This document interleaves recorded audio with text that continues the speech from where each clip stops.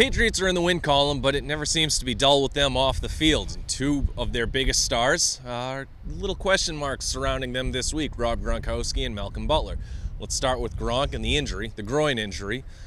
He has, because it's never easy with him, we saw him with our own eyes. About 50 media members saw him out at practice on Wednesday, participated in stretching, participated in 2 early drills on a rain-soaked field in full pads, and then we get the injury report 4 hours later. It's like he didn't even exist. We saw him again out there on Thursday. I mean, I think we all sort of think that Gronk is going to play. He said he was good on Sunday after the game. He said Monday that it's nothing serious. I mean, there's all these reasons pointing toward Gronk playing, but again, it's Gronk, so it's never cut and dry, is it? This is the new Gronk.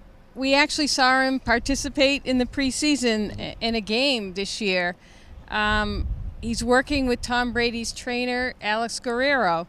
So who knows what you're going to get? I think things are pointing toward him playing, but then again, who knows? And then there's Malcolm Butler, and he, of course, didn't start Sunday against the Saints.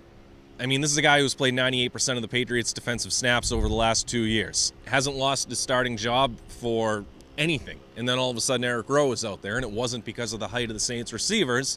I think it's something that we all can agree upon is Bill Belichick trying to light a fire under Butler to get him to play better. Now, again, I've maintained he was the Patriots' best defensive player, and it wasn't even close throughout training camp. That didn't translate to the preseason or in week 1, and I think this is Bill Belichick letting him know that everything is ahead of him. He can't rest on the stuff from the past. Again, it's hard to know what's in Malcolm Butler's head. Is playing for the contract, gotten to him a little bit? Is the fact that they're still paying other players? Kyle Van Noy gets a contract extension. Julian Edelman got a contract extension. He's still waiting for his money. He's done everything right, everything they've asked of him. And again, he still hasn't got paid.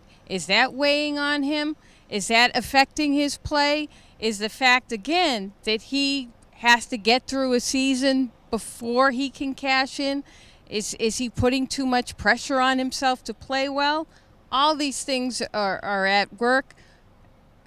Is Bill Belichick trying to, again, push more performance out of him?